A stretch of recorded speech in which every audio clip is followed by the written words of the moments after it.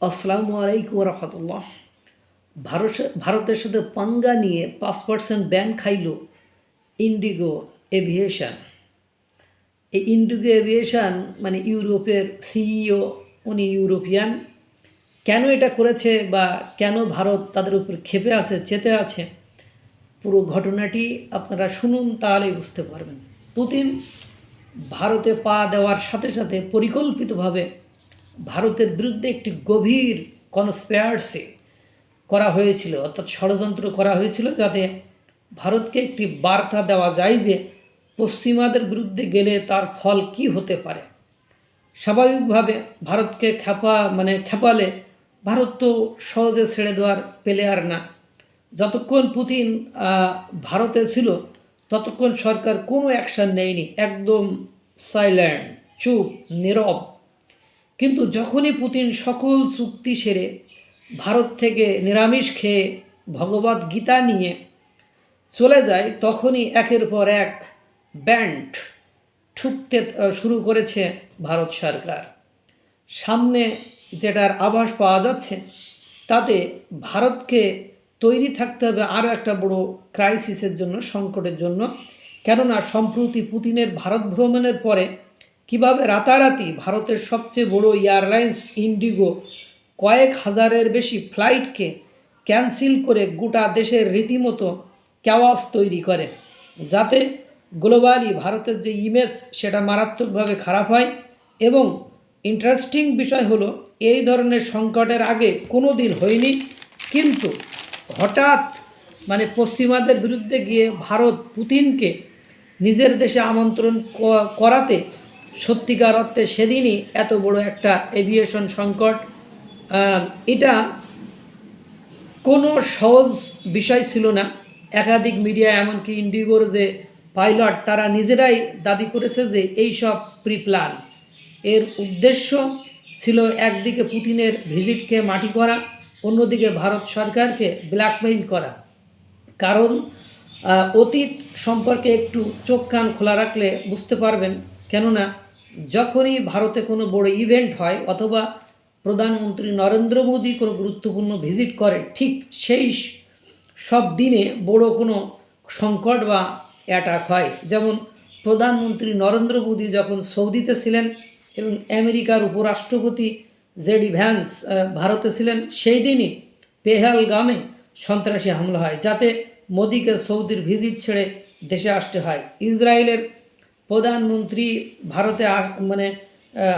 ভারতে আসবে আর মোদি ভুটানে যাবে, ঠিক তার আগেই দিল্লিতে লালকেল্লার কাছেই ব্লাস্ট করানো হয়।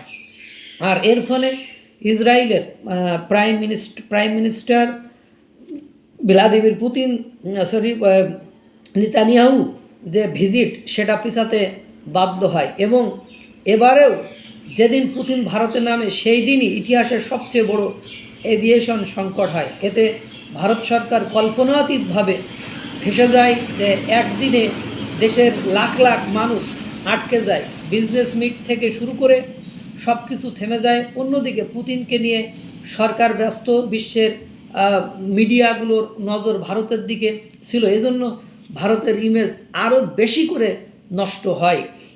সেদিন তো সবার নজর ভারতের দিকে, মিডিয়াগুলো তৎপর, পুতিন ওখানে যাচ্ছে, এজন্য সবাই ব্যস্ত। আর এটা যখন ঘটে যায়, তখন পুরো বিশ্বের একটা এয়ার অ্যাভিয়েশনে এরকম সংকট সৃষ্টি হয়, সেটাই নিয়ন্ত্রণ করতে পারে না। এটা ইন্টারনালি স্যাবোটাজ, অন্তর্ঘাত এটা বলা যেতে পারে।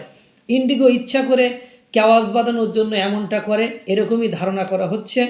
আগে থেকে না জানিয়ে যাত্রীদের এয়ারপোর্টে এনে ফ্লাইট ক্যান্সেল করে বা বাতিল করে। এতে বোঝা যায় এটা একটি প্রিপ্ল্যান স্যাবোটাজ ছিল আর অন্তর্ঘাত ছিল।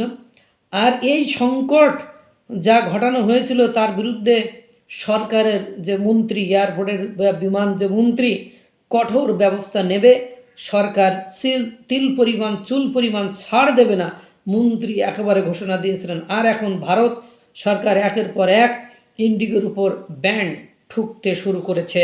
তথ্য অনুযায়ী ভারতের ডিজিসিএ প্রথমে 5% আর এখন পুরো 10% ইন্ডিগোর ফ্লাইটকে কমিয়ে দিয়েছে।